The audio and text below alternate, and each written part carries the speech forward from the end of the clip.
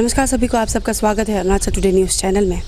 तारो चातुंग, उन्हें कौन नहीं जानता है। बच्चों से लेकर बूढ़ों तक अरुणाचल प्रदेश में उन्हें जानते हैं कि उनके काम के लिए किस तरीके से वो अपनी जर्नलिज्म फील्ड में अपने नाम कमाया था, अपना सिविल सर्विस को छोड़कर। और मैं बता दूं कि तारो चातुंग सर ही थे जिन्होंने अरुणाचल प्रदेश में एक जर्नलिज्म का न्यू एरा स्टार्ट किया था। कह सकते हैं कि उनके थ्रू ही अरुणाचल प्रदेश में इलेक्ट्रॉनिक मीडिया का जन्म हुआ।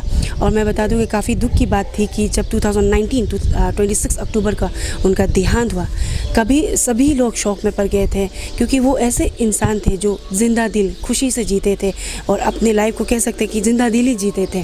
तो उसके बाद जब उनके जाने के बाद में स्टेट गवर्नमेंट की तरफ से एश्योरेंस दिया गया था कि उनके वाइफ को जॉब दिया जाएगा गवर्नमेंट की तरफ से, और काफ़ी लोग ने सहानुभूति दिखाई थी उनके वाइफ को लेकर। तो आज हम आए हुए हैं चातुंग सर के रेंट हाउस में, जहां हम उनके वाइफ से मिलेंगे और जानेंगे कि चातुंग सर के जाने से पहले और जाने के बाद में उनकी लाइफ में क्या क्या डिफरेंसेस आया और क्या क्या वो सफ़र कर रहे हैं या फिर कह सकते हैं स्ट्रगल कर रहे हैं। तो मैं बता दूं कि ये जो आप रेंट हाउस देख रहे हैं, ये हमें बताया गया था कि वो 10 साल से यहाँ पर रहते थे। और अगर हम बात करें यहाँ पर जो 2 कार आप दिखाई दे रहे हैं, सर यही कार को लेकर रिपोर्टिंग में जाते थे, अपना जो रिपोर्टिंग करते थे, जर्नलिज्म को करते थे।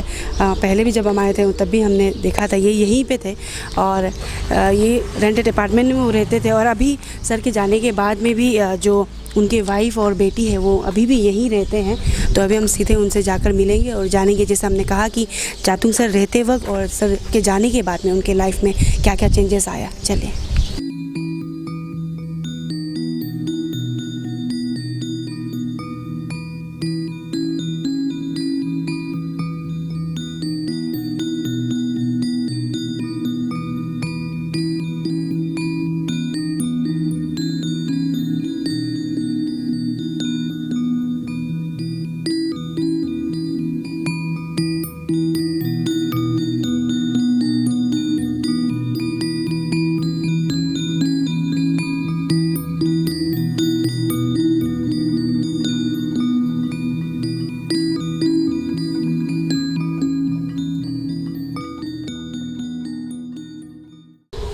मैम, सबसे पहले तो आपका स्वागत है अरुणाचल टुडे न्यूज़ चैनल में।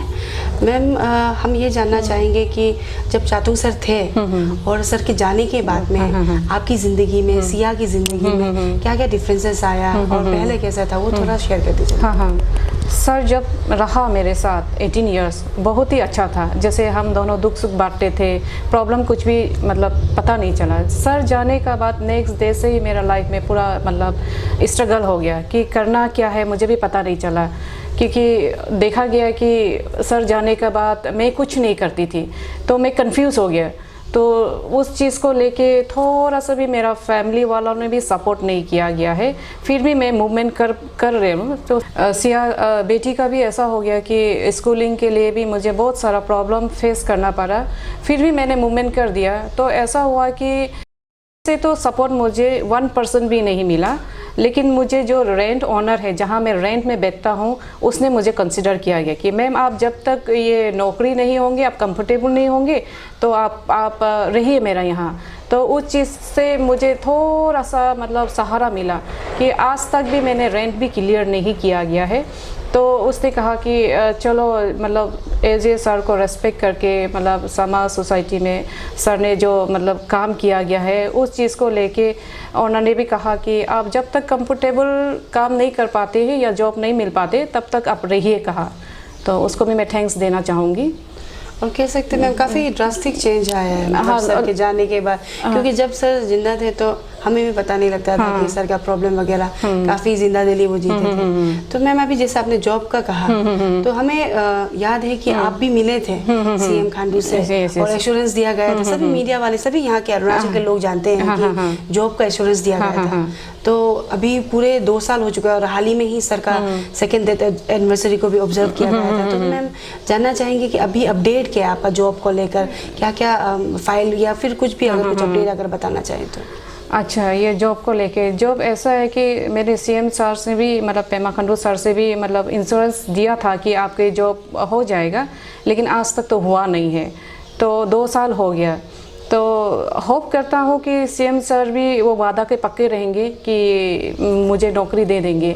और मीडिया फ्रेटर्निटी से भी मैं थैंक्सफुल रहूँगी कि एज ए फैमिली मेरा रहा कि वही सपोर्ट में है। वो लगा अभी भी है कि रिसेंटली सेकेंड डेथ एनिवर्सरी वहाँ में भी साउंड दिया गया, आवाज़ किया कि नौकरी अभी तक हुआ नहीं है। तो मुझे पता नहीं कि किस रीजन में नहीं हुआ है। तो होप करता हूँ कि सीएम सर जल्दी ही मुझे जॉब देंगे, क्योंकि टफ़ है मुझे यहाँ से मूवमेंट करना। क्योंकि आप देखिए, मेरे तो ना चातुंग साहब के ईटानगर में घर है, ना तो जीरो में है, रेसिडेंट नहीं है। क्योंकि समाज और सोसाइटी के लिए वर्क किया तो अपना लिए नहीं सोचा। तो उस चीज़ में आप देखिए कि खुद के लिए कुछ नहीं बनाया गया। बहुत लोग मुझे क्वेश्चन पूछते हैं कि सर के बैंक बैलेंस है, ये है, बोलते आप जाके खुद देखिए। मुझे भी बहुत पेनफुल हुआ कि सर ने इतना स्ट्रगल हुआ, हमें पता नहीं चला एज ए फैमिली। जब मैं बैंक बैलेंस देखा कि वहाँ में आप सोच सकते हैं कि आप 100 400 आप सोच के देखिए, मेरे लिए तो पेनफुल है। वो चीज़ को भी देख के मुझे बहुत दुख लगा कि वो इतनी जिंदा दिल इंसान थे कि मुझे पता भी होने नहीं दिया। जब गुजर गया तो मैं भी शौक खा गया कि वो भी तकलीफ में ही थे। हाँ, तो मैम जैसे कि आपने कहा कि जॉब नहीं दिया गया, लेकिन जब हाल ही में हमें भी थोड़ा पता चला था जॉब को लेकर, तो सुनने में आया था मैम आपको कुछ कॉन्ट्रेक्चुअल जॉब भी दिया गया था, इस तरीके का कुछ कहना था। तो मैम इसमें कितना क्लैरिटी, मतलब अगर आप थोड़ा दे पाए मैम। हाँ, उसमें भी ऐसे है कि ये क्या पीएचई वेस्टर्न जोन से मेरे लिए कुछ लेटर आया था। तो उसमें कहा गया कि जॉब के लिए मैं गया ऑफिस, तो उसमें अपॉइंट किया, तो उसमें कॉन्ट्रेक्चुअल दिया गया। तो मुझे वो चीज़ अच्छा नहीं लगा कि आप कुछ कहा गया कि सीएम सर ने भी मतलब अपॉइंट किया गया है, तो इसलिए आप उस थ्रू आपको दिया गया है। तो चातुंग साहब को भी कहा कि एज ए रेस्पेक्टेबल पर्सन है। तो लेकिन मुझे ये अच्छा नहीं लगा कि आप रेस्पेक्ट से देना चाहते हैं, आप इतना ऑनर करते हैं, तो अच्छा एक जॉब दीजिए ना, इस तरह तो मत दीजिए एक कॉन्ट्रेक्चुअल। तो मेरा यही है कि, और इतने साल, 1 साल गुजर गया। अब ये रिसेंटली शायद आप सोच सके जून जुलाई को ही मुझे अपॉइंट के लिए बुलाया गया। ओके। और मैम आपसे ये जानना चाहेंगे, जैसे कि आपने कहा कि आपने जॉब के बारे में बताया, सर के बारे में बताया, तो सर मैम सभी जानते हैं कि सर किस तरीके से रिपोर्टिंग करते थे, जैसे जिंदा दिली कह सकते हैं, इतना मतलब सिविल सर्विस को छोड़ के उन्हें। तो काफ़ी लोग सोचते हैं कि सर, अभी जैसे आपने बताया बैंक बैलेंस को लेकर, तो सर मैम आप कुछ शेयर करना चाहेंगी, जैसे कि सभी लोग सोचते हैं कि सर के जाने के बाद में कुछ प्रॉपर्टी या फिर कुछ मतलब आपके नाम से, या फिर सिया आपकी बेटी जो है सिया के नाम से कुछ ऐसे कुछ छोरा जो आप बताना चाहेंगे जो लोग समझते हैं ऐसे। हाँ, सर जाने का बाद मुझे भी पता नहीं था। आपको मैं दिखाना चाहता हूँ, यहाँ सर ने कुछ लिखे गए हैं, दिया गया बेनिफिट तो दिया गया सर ने, तो बेटी को भी दिया गया है, मुझे भी दिया गया है। और ये है कि जी सेक्टर ईटानगर में, वहाँ में भी 3 का रूम बना दिया गया था, सक्सेसफुल नहीं रहा, फिर भी जब तक मैं रहूँगी वहाँ रहने का बेनिफिट दिया गया है। तो वो चीज़ भी है। और ज़ीरो में भी छोटा सा 2 लैंड दिया गया है। उसमें टफ इस चीज़ का है कि आज मैं कुछ नहीं करता हूँ, तो मुझे थोड़ा मूवमेंट करने के लिए जो फैमिली को मैं कहता हूँ, वो ज़्यादा अमाउंट का भी नहीं, ज़्यादा 12 लाख हो गए, तो मैंने कहा सेल करना है, क्योंकि मुझे मतलब आगे बढ़ने के लिए, तो आज मैं खाने के लिए नहीं है, तो मैं वो मिट्टी रख के क्या करूँगी। उसको कहा गया कि मेरे जो फैमिली है कि आपको बैठने के लिए दिया गया, बेचने के लिए नहीं है। तो ये भी बहुत दिल को चोट पहुँचता है। आज चातुंग साहब नहीं रहा, आप ऐसा तो मुझे मत कीजिए, जो राइट देना है आप प्रॉपर दीजिए ना। ओके मैम, जैसे 2 जमीनें आप छोड़, एक ज़ीरो में और एक ईटानगर पे है। हाँ, आज मैं चाहता हूँ कि ईटानगर का जो लेंथ है मुझे दे देने से ठीक है, क्योंकि मैं रेंट नहीं दे पा रहा हूँ। और मैं चाहता हूँ कि 2 रूम की झोपड़ी जब तक रहूँगी वहाँ मैं बना के खुद से बैठना चाहता हूँ। तो जैसे मैम आपने अपना जो स्ट्रगलिंग अभी चातुंग सर के जाने के बाद में आपने शेयर किया, तो मैम हम जानना चाहेंगे अभी जो 2 सालों में किस तरीके से आप अपना और सिया का चला रहे हैं लाइफ को ना, स्कूल्स को लेकर किस तरीके से आप मैनेज कर रहे हैं? वो चीज़ मेरे 2 सिस्टर हैं, फाइनेंशियली मुझे थोड़ा सा मदद कर रहे हैं, उससे थोड़ा मूवमेंट हो रहे हैं। और बाकी तो कुछ नहीं है, मैं अभी भी मैं कुछ नहीं करती हूँ। तो वो चीज़ को भी लेके मुझे बहुत टफ है लाइफ, जो मूवमेंट करने के लिए, 2 वक्त खाने के लिए।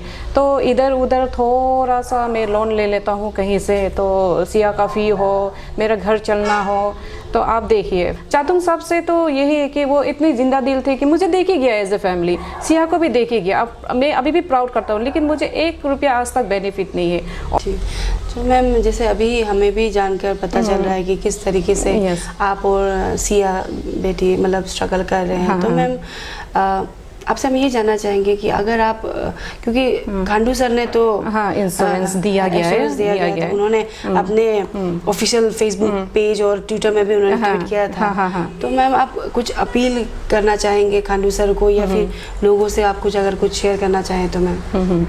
मैं CM sir, Pema Khandu sir से यही अपील करना चाहता हूँ कि आप जल्द से जल्द मेरा नौकरी अगर कर देता तो मुझे बहुत रिलीफ होता, क्योंकि मेरे लिए बहुत टफ है। मैं रेंट में रहता हूँ तो वो चीज़ भी इजी नहीं है। तो नौकरी हो जाने से मैं और मेरे बेटी थोड़ा मूवमेंट के लिए इजी हो जाता। और ऐसा भी है कि आपको एक बात मैं शेयर भी करना चाहता हूँ। चातुंग साहब के बहुत सारे वेल विशर है जो मुझे बहुत इंकरेज करते हैं। सर ने ऐसे समाज में, सोसाइटी में इतना वर्क किया कि आप मैं कहीं जाता हूँ तो कहते हैं कि चातुंग साहब हम लोग के इंस्पिरेशन है, चातुंग साहब से हम लोग सीख लेते हैं। जैसे मेरे घर में आते हैं, बहुत लर्न करके जाते हैं, तो उस चीज़ को लेके मैं बहुत प्राउड फील करता हूँ। तो सीएम सर से यही रिक्वेस्ट है कि आप चातुंग साहब को सब रेस्पेक्ट करते हैं तो मुझे भी थोड़ा से मतलब उस मूवमेंट होने के लिए जॉब दे देने से ठीक था। जी ma'am, ma'am thank you so much हमारे साथ बात करने के लिए। हम आशा करते हैं कि सीएम सर, जैसे आपने फिर से रिक्वेस्ट किया, यूजुअली हमने देखा नहीं आपका इंटरव्यू भी ये सब करते हुए, तो हम होप करते हैं कि सीएम खांडू जो उन्होंने एश्योरेंस दिया था 2019 को, जब उनके डेथ के बाद में मीडिया फ्रेटर्निटी की तरफ से लीड किया गया था, आप भी मिले थे, वो जो एश्योरेंस है उसे जल्द से जल्द फुलफिल करेंगे।